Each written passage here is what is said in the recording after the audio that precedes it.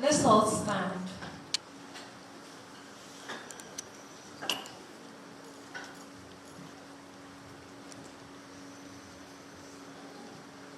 Want to go. Nigeria,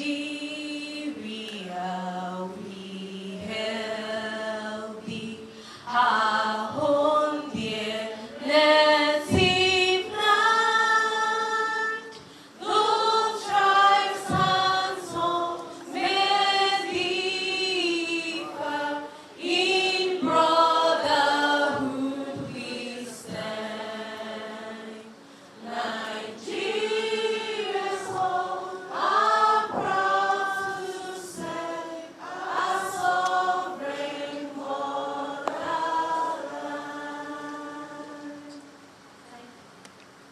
A very big thank you. A very big thank you to.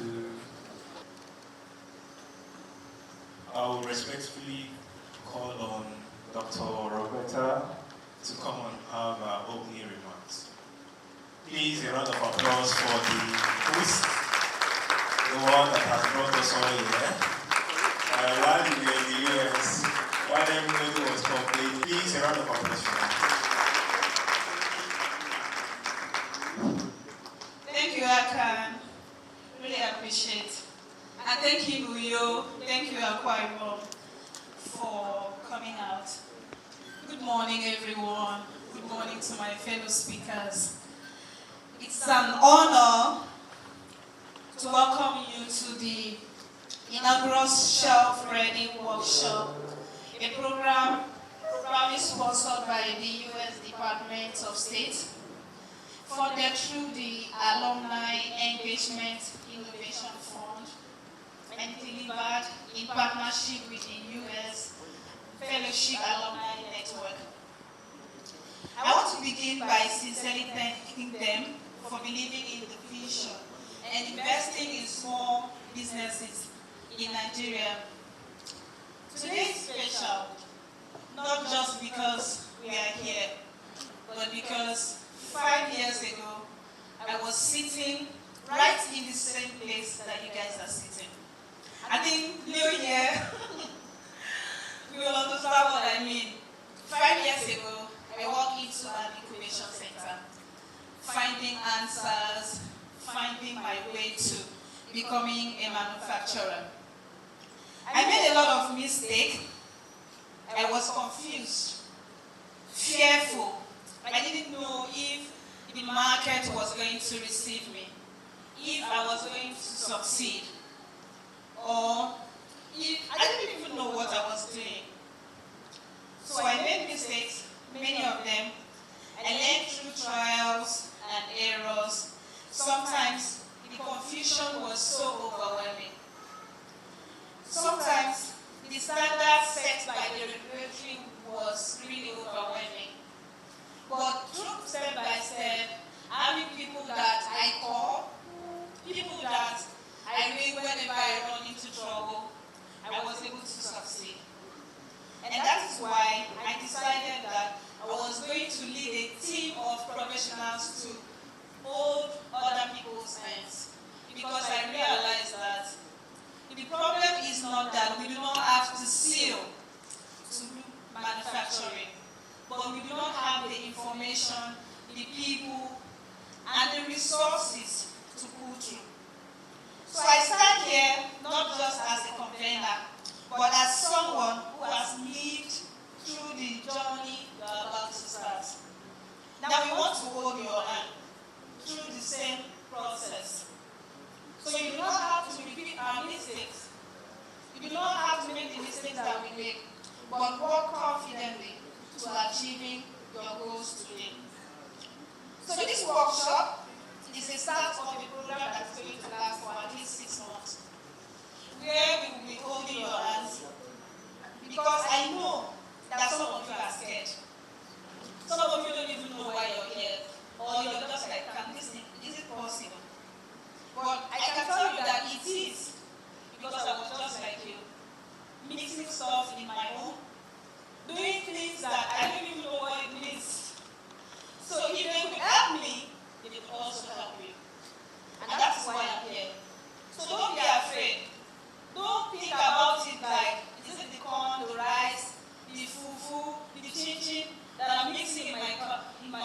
kitchen or in my house or somewhere, that product is waiting for Walmart.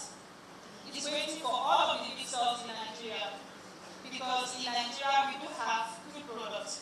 Thank you to a very exceptional leader. She has actually made the state very proud, making the state proud while she was in the US. When she came back, she was able to secure very strategic deals with the Walmart and also with Amazon. She's really an inspiration. And today, we have this program, courtesy, capacity, resilience, and our ability to take the bull by the horn.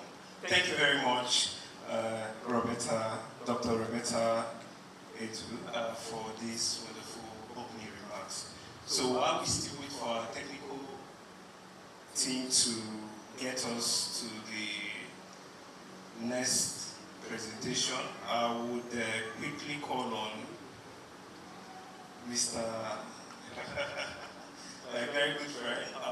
We were all in the US, and he's someone that is very calm, very calculated.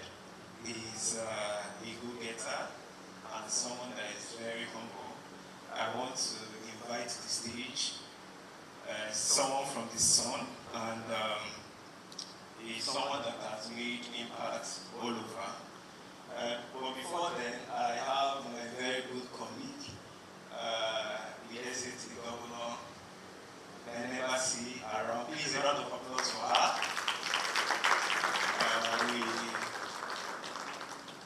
Welcome, man. You're most welcome. Please have a seat, sir. Have a seat.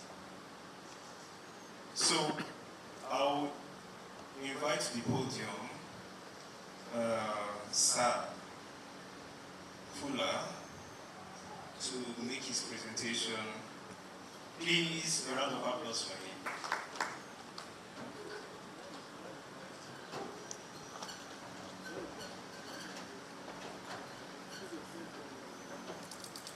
Thank you, my leader, James Aka, the chief. He's the most famous fellow in our cohort of the 2024 Mandela Washington Fellow. If I say the most famous, I mean the whole African continent over. Good morning, ladies and gentlemen. My name is Saifullah Mishan. I am a 2024 Mandela Washington Fellow. I currently serve as a Senior Standards Officer in the Standards Organization of Nigeria. And first and foremost, I would like to thank the convener of this program in the person of Dr. Roberta. She has been an exceptional leader, and we believe with her guidance and leadership, she will go far and she will support Nigeria to achieve their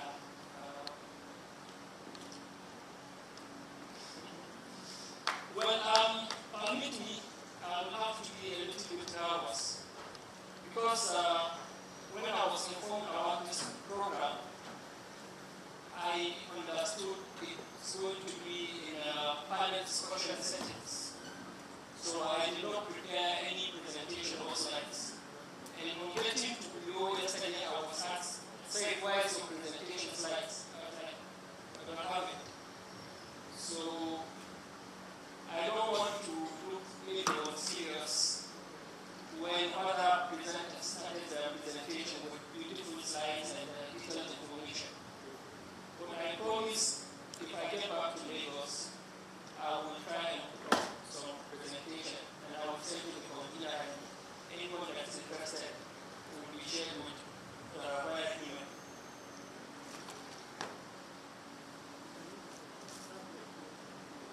So I was actually asked to speak on standards and regulatory compliance. So I did a tweak of the topic, and the topic is as follows: navigating regulatory compliance, standardization, and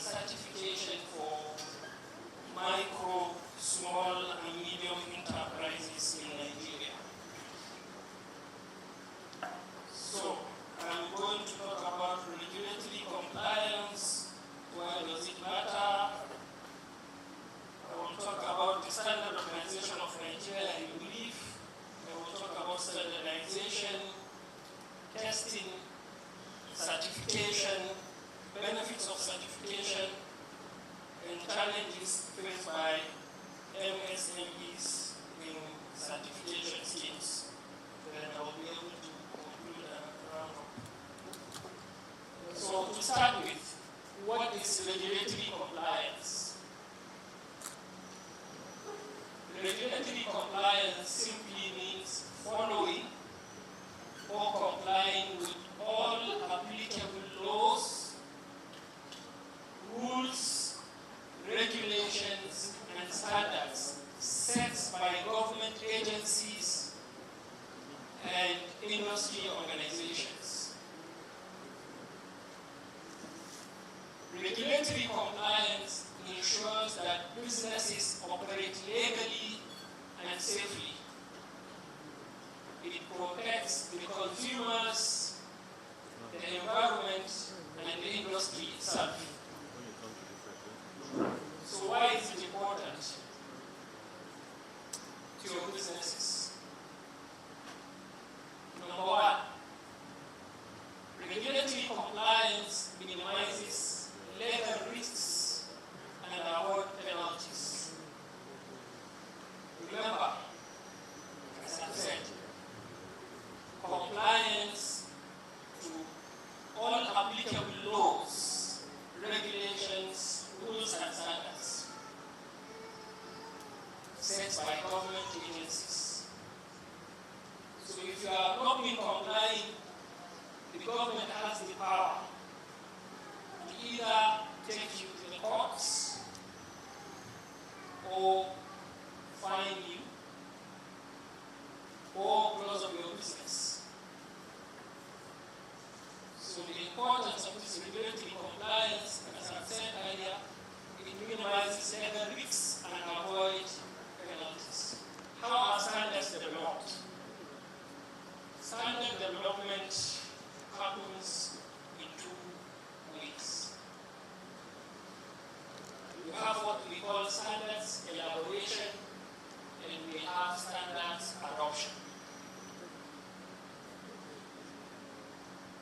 Standards elaboration simply means development of a standard from scratch.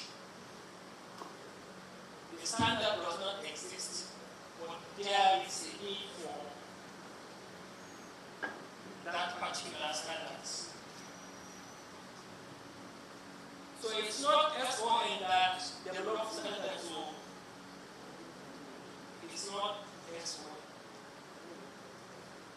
It is the stakeholders, with SON as the custodian or the recipient. Standards are developed through a technical committee. This committee consists of relevant stakeholders and experts in a particular field.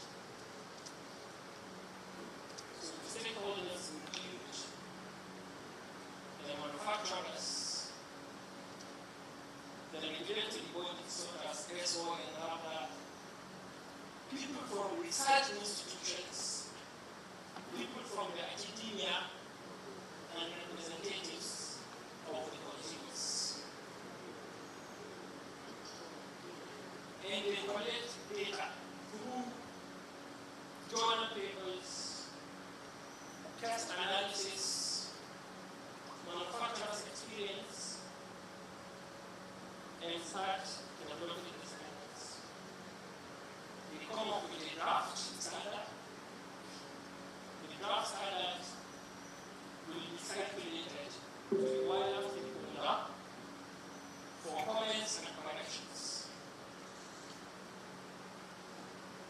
After the information has been collated, the technical committee will sit again, effect the corrections and the comments, and submit the standards to the Standards Council of Nigeria. So it's the Standard Council of Nigeria that approves the standards, and they become published as Nigeria Industrial Standards, NIS. Remember, I have said standards are consensus documents. So these stakeholders that agree on how or what wants as the standard. In the layout of every standard, every Nigerian industrial standard is the same. You just have the title page, you have the forward, you have the introduction, you have the scope of the standards. That's what that particular standard covers. So anything that's not within the scope cannot be, that standard cannot be used for that. Then we have requirements like quality parameters, marking and labeling, because even the material, there's certain information that needs to be there. So all this are stated in the standards.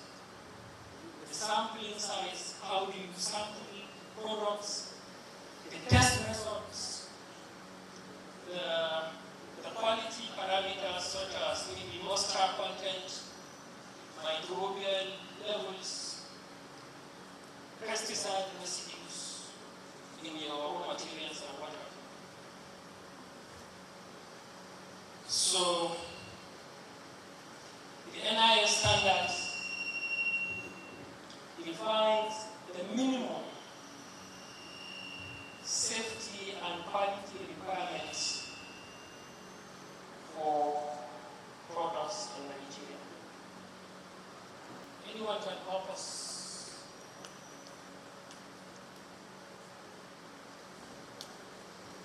It's like I'm not making sense. Do you think I only knew this because I work with soap? I am a Nigerian. So we have what we call MANCAP. The other one is SONCAP, Standard Organization of Nigeria Offshore Conformity Assessment Program.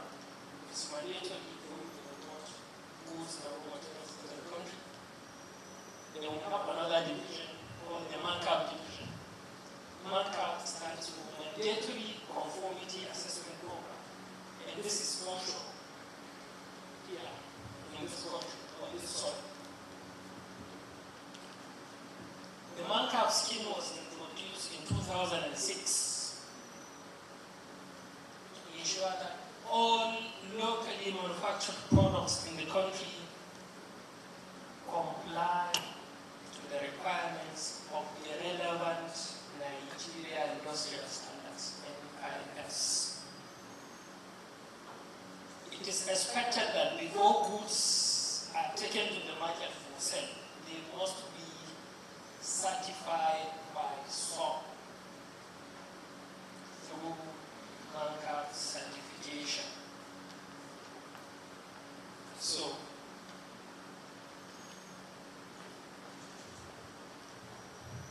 I don't know. Madam, please, can please need someone to help me with that bottle of water, please. Just keep passing it.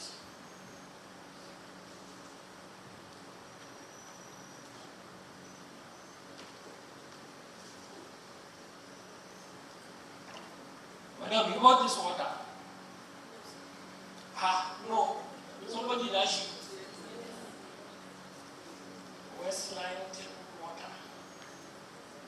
I mean, look at this. What can you tell me? Really? There's a MANCAP logo. When did you first get to know about it? Now you keep quiet all this while, and you don't know of this water. Well, sir, your water. They have verified it to standard as a local product. As a local product, verified it to standard. All right. I beg, raise your hand up. If there's no MANCAP logo on that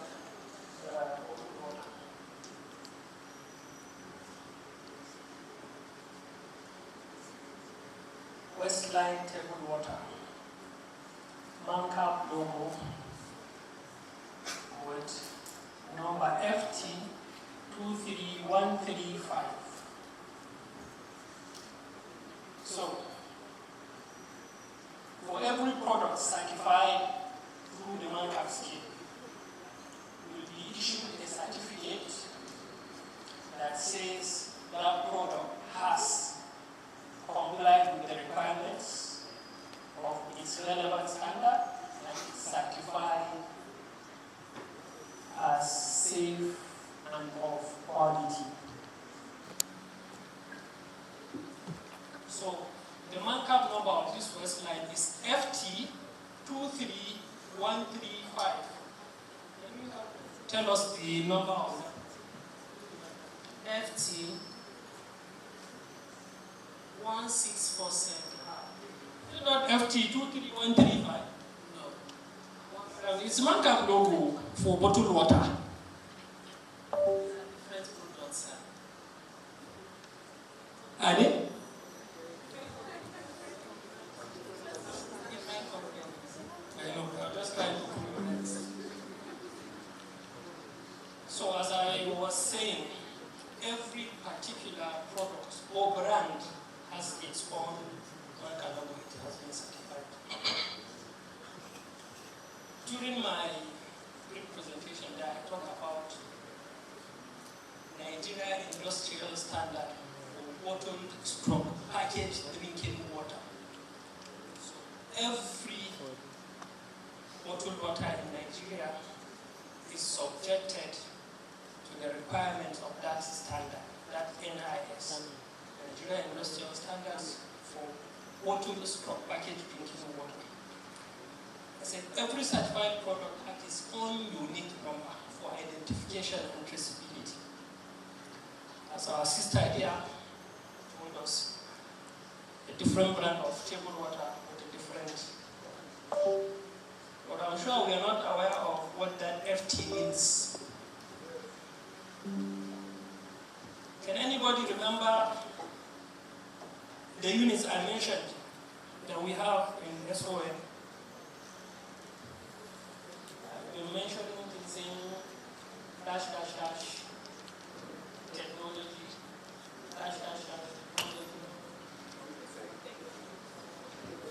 Thank you, technology. So every product that is a food product, the Mancap number will start with FT, food technology.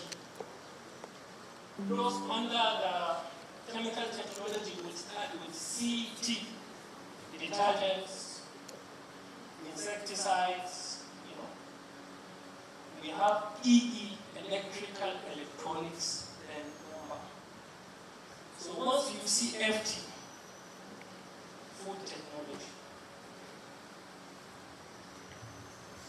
So this product is certified. The Mancap scheme, the certification is for 3 years, after which the product will be subjected to revalidation to ensure that the company has not failed, that it still maintains that status that deals with that certification purpose. As I've said, we ensure this through factory inspection. Factory inspection simply means examination of products, processes, and systems in a factory to verify compliance to the requirements. So the certification cannot be achieved without factory inspection. It's an important component of certification. So normally, SO visits every company once quarterly, and that's 4 times a year. January, February, March, first quarter. Say 1 quarter, 3rd quarter, 1 quarter. In some instances, maybe because the work is overwhelming, they're able to meet their chief, do or feel. It has to performance. So it's true that we go for the inspection surface water now, the location, they are using more. The groundwater will have to be tested. A comprehensive analysis of the groundwater. And look at the standard and those quality parameters. Look at general good manufacturing practices. So I've said factory inspection encompasses a lot of things. It's a systemic process.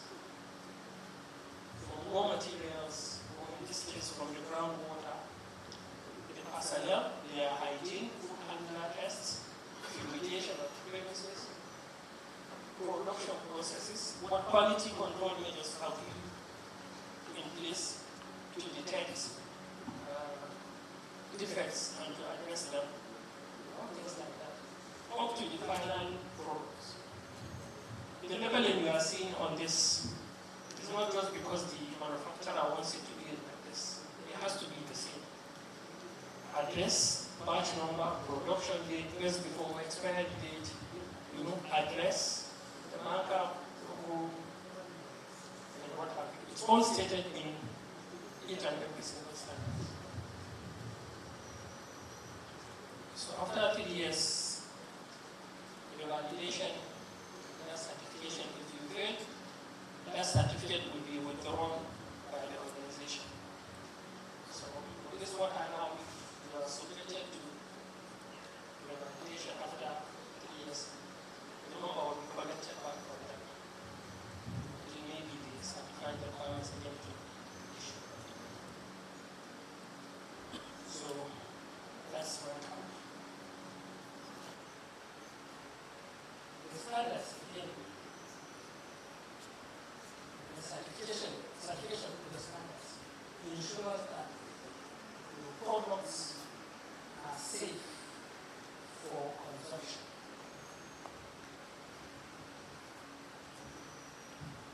And I think I'm going to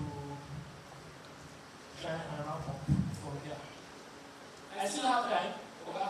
What should continue? There will be section for question and answer. So Okay, let us 5 minutes to do recap.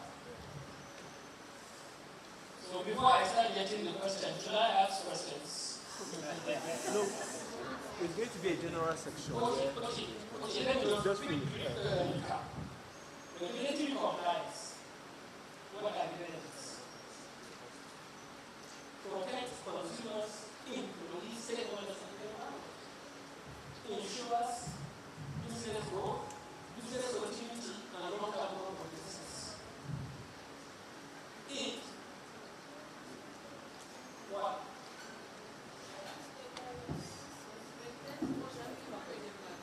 Minimizes legal risks and avoid penalties. And finally, ensures that your business or product have positive reputation and credibility. The PIS,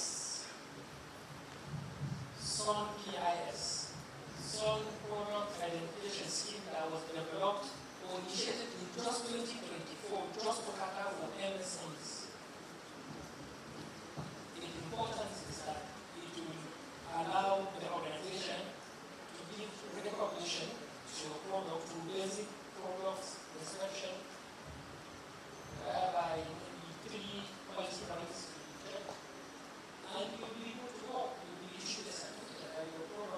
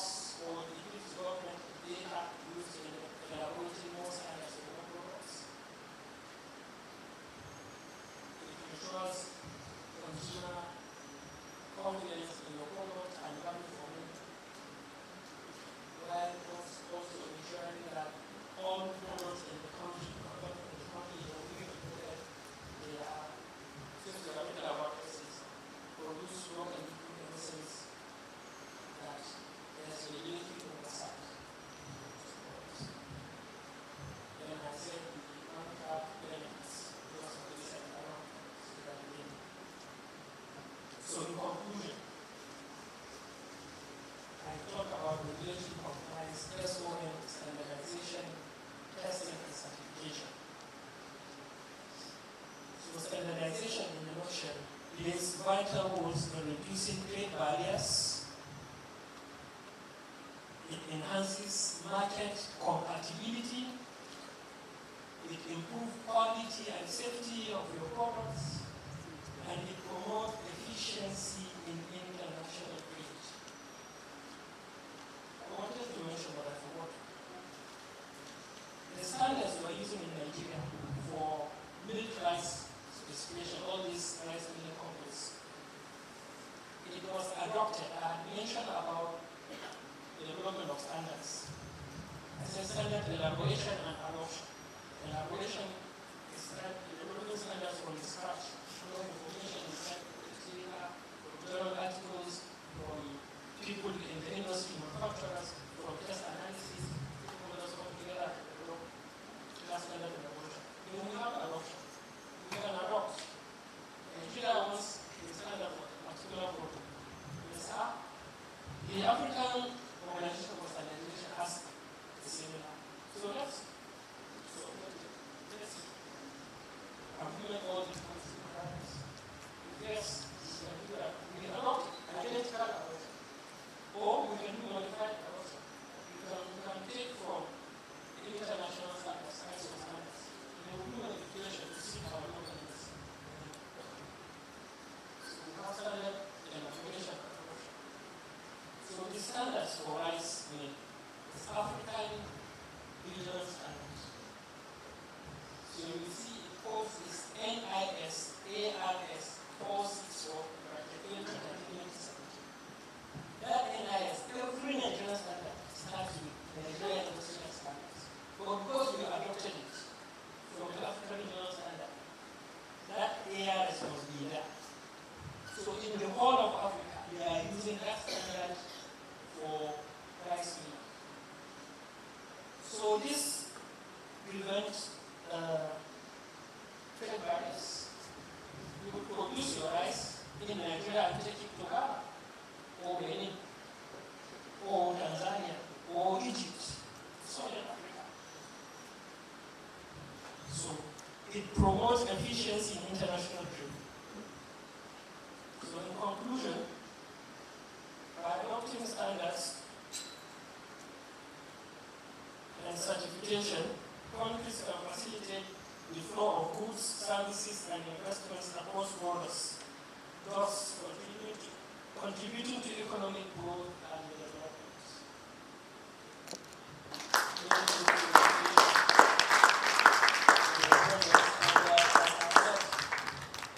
Not having presentation slides because I will make to understand that it will not be honest.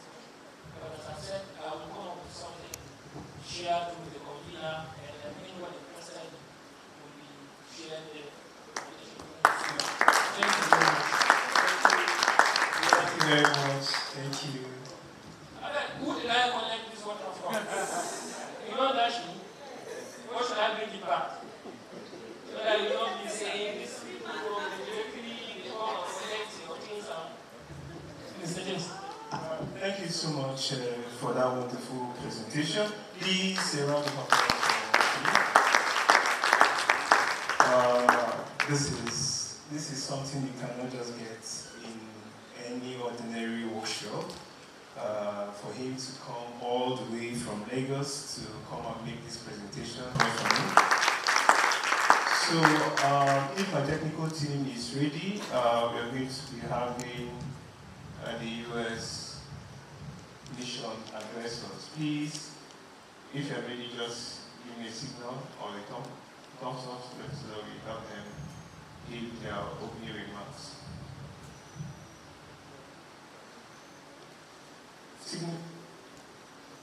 Inviting him is someone that is worthy of emulation. He has done so much for the state, beyond the state, and is even coordinating, is the coordinator, state coordinator of the US Exchange and Regional Association of Nigeria in our 5 states. I want to respectfully invite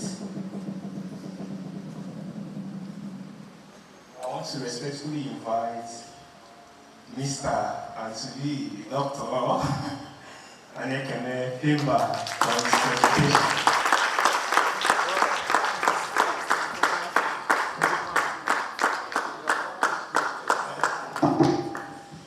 Wow, amazing. All my friends are here. And this looks like a church, so I can say praise the Lord. It's so good to be here. And I really love what Dr. Roberta has done today. Please can you appreciate my own sister, my great friend, a lady I am immensely proud of, very, very proud of. I think because we don't know her enough. Please, madam, come. You are part of my presentation. Anybody who knew the phenomenon standing in front of us, please celebrate her. So they told me to give a short keynote on innovation. Innovation in the local manufacturing industry, particularly for Akwa Ibom State, particularly for these female industrialists, young and vibrant, that are gathered here. The first thing I have to tell you is that the mind of an innovator should be blank. The mind of an innovator should be blank. I know that you have come a long way. I know that you have your product. I know that you have your business. I know that you have your future all mapped out. But an innovator's mind must remain permanently blank. Because when your mind is filled up with too many things, you will be blocked mentally from dreaming new dreams and adapting. A man will love and celebrate Aliko Dangote. He's the richest black man, right? How did he start in business? Anybody has an idea?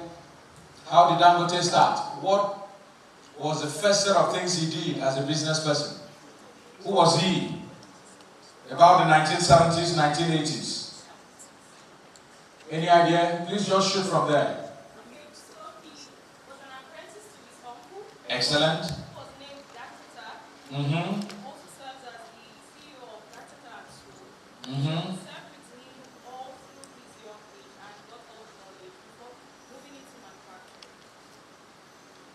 The first part of your story is excellent. That service. He didn't just move to manufacturing. I'm heading somewhere. There's something else he did beyond serving. What did he do? He was a trader.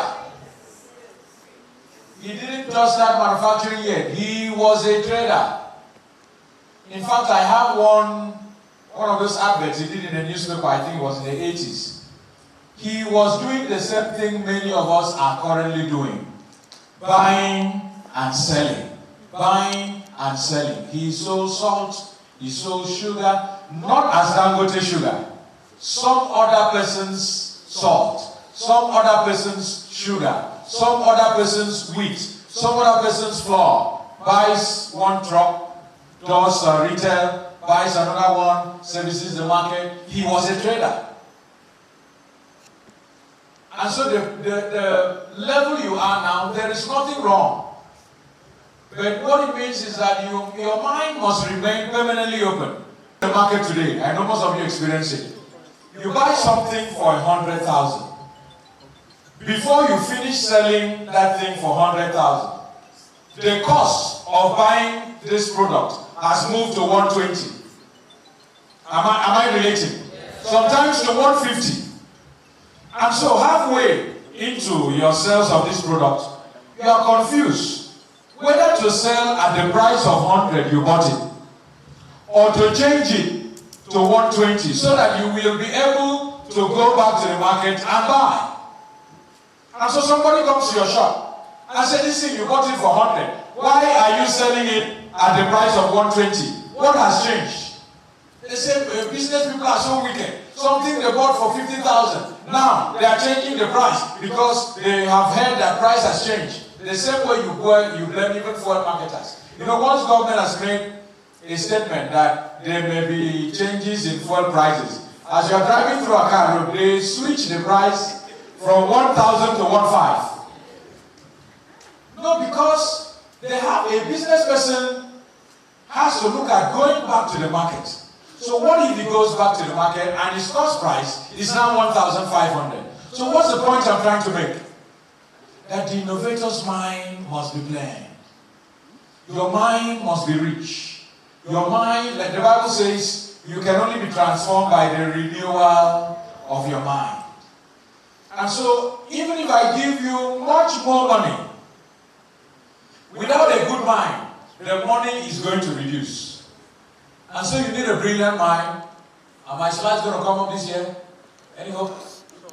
If it comes up this year, that will be good. So your mind must be exceedingly renewed. Very, very renewed to be an entrepreneur. So Dangote switched over to now production and manufacturing.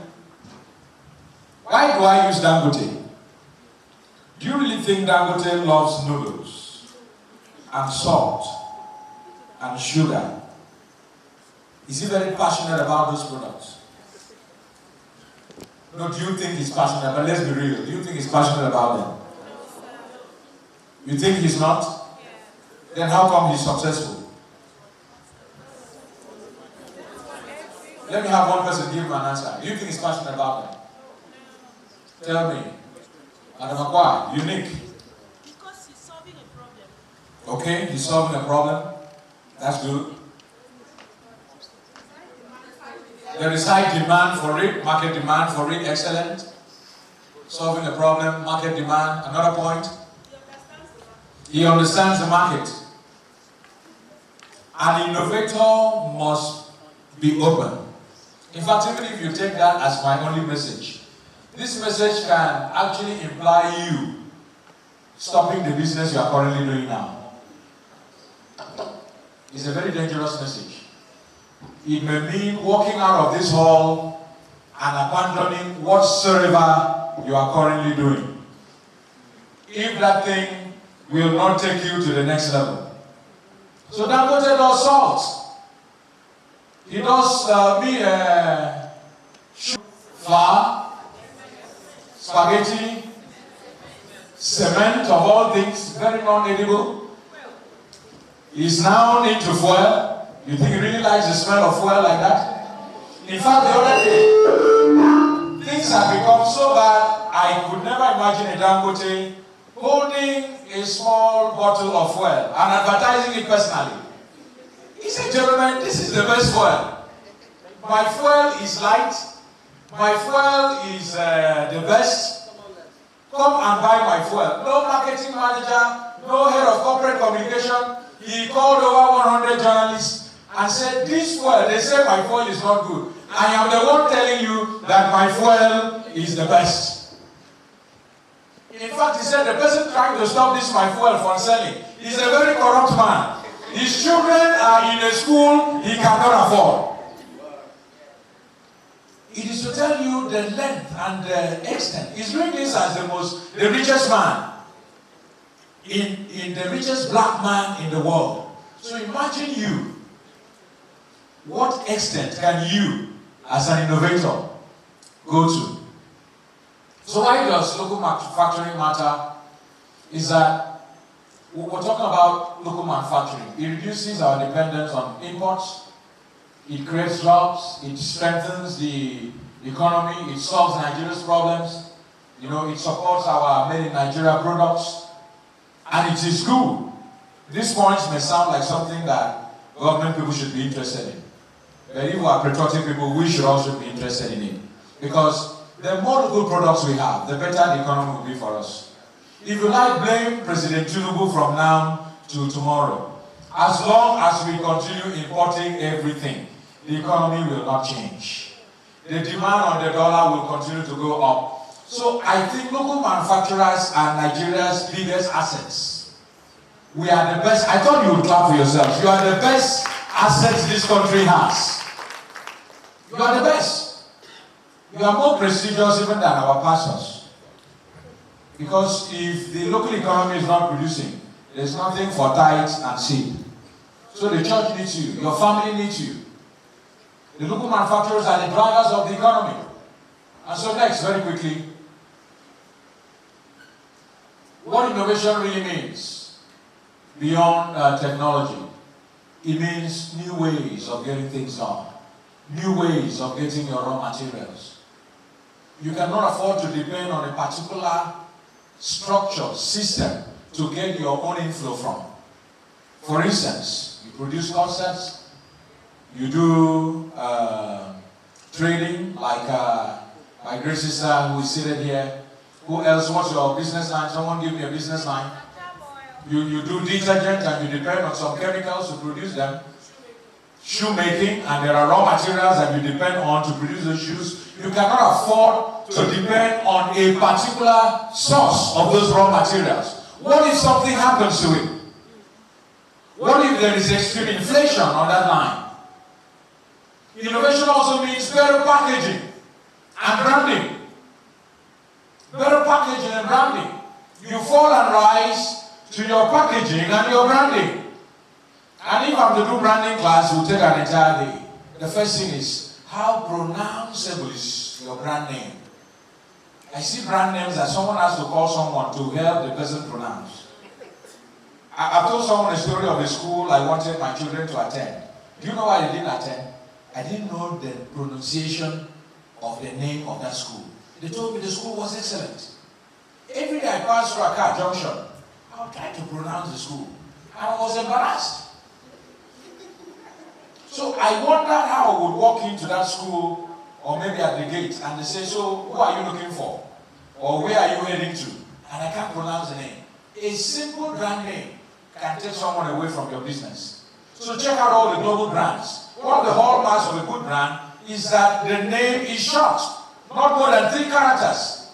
Samsung, Google, Coca-Cola, Coke, Fanta, Sprite, LG. Mention them now. Unique. I love that. Don't mention your local brand now. I'm talking about global brands. Let's stay there before we come down. Amazon, Toyota, Opel, Moped. Come on. That's the biggest child in the room. Seplat, Mobil, Ford, Adidas. Did you see any of them longer than 3 characters? So let's do the first test now. Your brand name, is it longer than 3 characters? If it is longer than that, you are not on the right track. Anything, something, and Sons Limited. If the thing is too long, get it into an acronym. You know that Google is actually an acronym of something longer. Very long, scientifically mischievous stuff. So now what are the trends for 2026? Who knows the latest 2026 trends in manufacturing? Which company is going to produce what? What's going to be protected? The next thing you must do with your innovation is your cost reduction strategy. Do you know why? Personally, I do advise people who want to really make profit to be careful with manufacturing. We're in a dangerous competition. Products that come in from China become cheaper than the products made in Nigeria. Are you aware? Yes. And do you know why? The cost of production. Power is a problem. Many of you run generators to produce even shoes. You run fuel, even if the solar that they are saying, by the time you use 5 million to do solar, how much profit will you make? And so you run a lot of costs. And so your product is competing side by side with a shoe that came in from China. Because whether you like it or not, you are in the same market. If you like, preach. This one is made in Nigeria. Come and support me. The market does not work on sympathy. The market works on what works. Affordability, durability, quality, packaging, attraction, emotional connections. That's what makes the market work. So you must look at what reduces your costs. What aspect of your product must you increase? What aspect must you decrease? Even for those who are in trading, like many of us are, you must build relationships because you cannot afford to go to Onitsha every 1 month. You can't afford to go to Lagos every 1 month. You can't afford to go to Sokoto every 3 months. So that one time that you have to go to Lagos, maybe once in 6 months, you must be deliberate. You don't go and buy from one person. Go to another person and price. Buy small from this one. Buy from this one. Establish a relationship with this guy such that the person can send you goods in Uyo without you fully paying for the goods. You leverage on those relationships. It's a cost reduction strategy. Because nobody has all the money all the time. Even Dangote, the richest man, is also one of the biggest debtors in the country. In fact, the kind of money he owes bank, should any of you here owe the bank, you will not sleep. If any of these big guys tell you how much they owe banks, the small 2 million you got, and they are calling you that the loan is expiring next month, they are running all over the place. People are owing billions, and they are even inviting them for their end of year party. Some of them have not paid. They are even praying for them to live long, because should that kind of person die, the legal implication of you recovering your debts. So the banks even have a department for praying for their debtors not to die. Cost reduction. You leverage relationships. You don't need to open the shop if you can pay with another person. 2 people who sell closely related products can come together. There is no crime with having a unique custard with another edible product that does not crisscross. Does custard and bread not go together? So if one person manufactures bread and another person manufactures custard, can't they rent one space? Don't you see that anywhere you see Kilimanjaro, there is another Pie Express somewhere?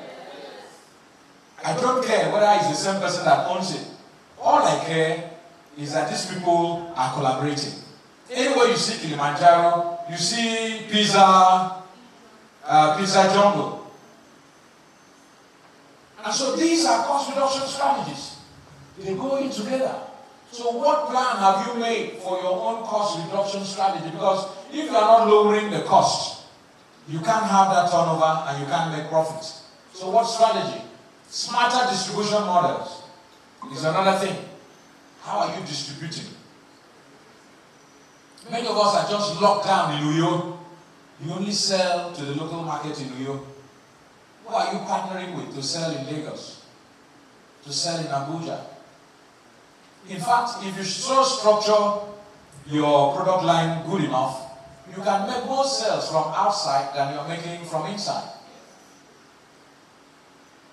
I know people who sell. I went to buy some fresh fish. There's a lady who gets them from Oron. She sells her customers are more outside of Akwa Ibom than in Akwa Ibom.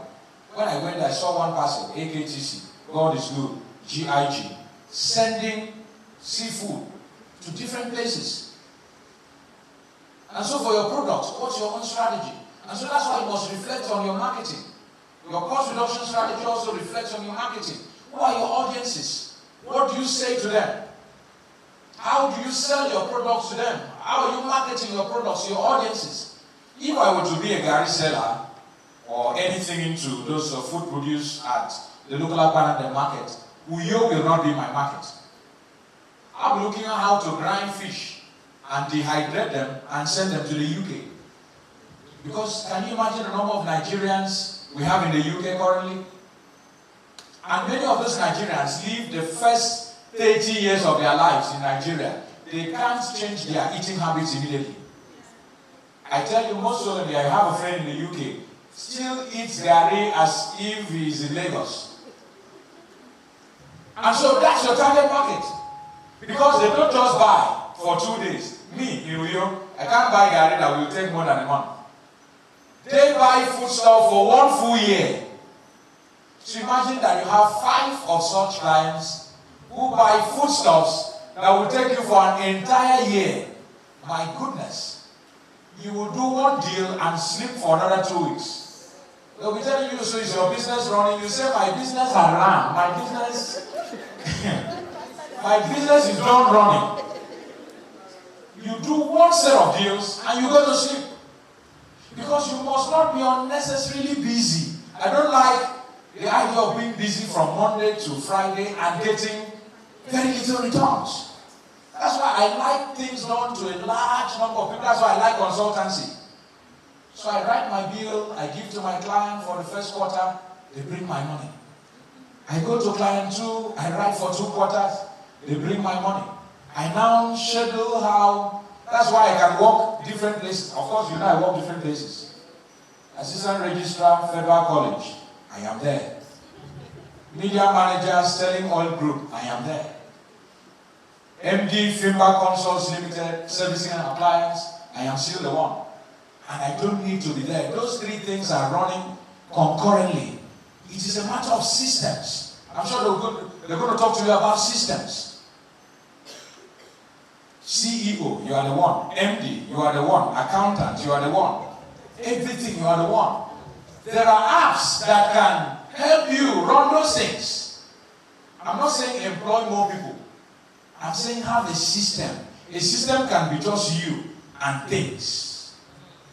A system can be you and softwares. A system can be you and your friends. A system can be you and other businesses. I can have a graphic artist that does not work directly for me, but we have a business model. Well, let me drop a secret. I hope these cameras are... My staff are paid by another company. Very good money. Because it was part of the deal in one of those things. But they don't only work for that company. I use them, since they are my staff, to service every other thing about my life. Are you getting the point? But they get paid from that deal. So me, I must protect that deal. Since it is servicing a critical aspect. That's the way you must think about your own products and your business. So, we'll talk about innovation like turning cassava into starch, ethanol, and the rest of it. Look for alternative models and get things on. Quickly, let's move. So, the advantage of local manufacturing, abundant raw materials, we have them enough. A large domestic market, we have the market. One of the reasons that Nigeria will remain a good country for business is the market. And so there's a difference between making your products cheap and making them affordable. They are 2 different things. Thank you, sir. Good morning, everyone. My name is Judith Bassi. I think making your product affordable and making it cheap, there are 2 different things. For instance, you buy raw material at the rate of, let's say, 100 naira. And after processing, you sell it at 120. Not considering the cost of production, the cost of packaging, the cost of marketing, and the cost of distributing. You've succeeded in making your product cheap in fact, if you want to calculate area expenses, you've not made any profit from that product. But making your product affordable is in terms of, let's say you buy that same raw material at 100 naira. And after considering everything it took you to process and take it to your customer, everything costs about 120. And then you look at your environment and say, oh, the people in this place or my target market cannot afford to buy this product at 2,000 naira. What will you do? For me, I will do smaller sizes and sell it at 150 instead of 200 naira. And if I so mean I made like 100 naira. Please clap for her. Please clap for her. But let me buy you a cheap lunch of 5,000 for that answer. Fantastic. That's how we saw Cowbell came and dealt with them. They didn't only do powder in sachet, they did the liquid in sachet. I'm sure Obey brand is another example. They have different sizes. But you see, in actual sense, the product remains cheap. Or not cheap because they're built in to ensure that they don't run at a loss. But they made it more affordable. They made it more affordable by having smaller packages for each of it. I know it works easily with products. But I'm sure you are wondering, how can I make my service more affordable? I tried it. I did it with my Facebook marketing. I said, okay, one post is 35,000. But the higher the number of posts, the more I make it more attractive at the top. And discourage you, because inside your head, why should I pay for just one post for 35,000? And then I can pay for up to 6 or 8 for 100,000. No, it doesn't make sense. Let me go for the 100,000. What does it really take away from me to schedule those posts 10 times to get it out there? In that way, I get only serious clients. If I made it cheap, I would have said anybody who has 5,000, come and advertise. So my wall will be inundated with all manner of scallywags and products, including the ones I will not be proud of, because I have dropped the price down. But I carried it up. So it is only people who have a broader vision, and the higher you lift up a thing, the more you eliminate a particular class. I mean, it's like beer. If you want some of these boys not to come to your beer joint, and I don't drink beer, but I have beer ideas. You just carry one bottle of beer, make it 2,000 naira. The man who's going to come there will come with his serious girlfriend. The one he wants to give a treat. Because the music is going to be loud. No. Because they are there to discuss. And the price for one beer is 5,000. So he will take that beer with dignity. Knowing that the price is 5,000, he does not go the entire beer at once. Because that beer must endure a 2-hour conversation. Are you getting the point? Cheap and affordable. These are things that you must apply to your own businesses and target different markets. You cannot manufacture for all markets. It is not possible. You have a market, so target them. If you are targeting the lower market to make it very affordable, then you are looking at numbers. So how can you get bigger numbers? If you are taking it a little much higher, you are looking at making it very premium and expensive. You must package it to attract those kind of people. Those people are not just buying the product. They are buying the name. They are buying the steez. They are buying extra things that you have placed upon that product. And so you can't sell to those people without the bag. So you see someone flies Ibom Air and still carries that bag 1 year after. No, the person is communicating a message that I usually fly plane. The person didn't just buy a ticket of 200,000. He bought that bag and carries that bag all over the place, giving the impression that he or she just returned from the airport. Ibom Air is not just selling 200 to take you from Uyo to Lagos. They are also selling that small bag that is not worth 5,000, but it is worth 70 to 80,000 because of the extra utility that bag communicates. You see why you need branded bags for your business? He said, sorry, our bags has finished. No, your bag cannot finish for the kind of market that you are targeting. Are you getting the point? So I bought cereals and it's not moped and it's not well branded. No. They have to see it. They have to see it that it is, my baby does not take any kind of cereal. So I put the thing there very strategically on the dining table so that any visitor that comes sees that what my baby is taking is not nonsense food. That's the idea. Even in the drinking business, the person who drinks Champion and the person who drinks Budweiser, the other one rushes the bottle and puts it on that table. The one drinking an expensive drink puts it on the table.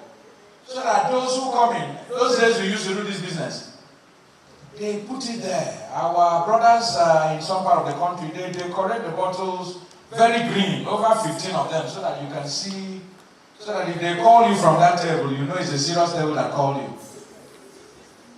But look at your business. How can you apply these strategies to your own business? Where were we? Large market, domestic market. So target. There are many ways to make 1 million. I either make one product ₦1 million, or 2 of them worth 500 naira each, or 10 of them worth 100,000, or 20 of them worth 50,000, or 40 of them worth. You don't know how to make millions. So you determine which part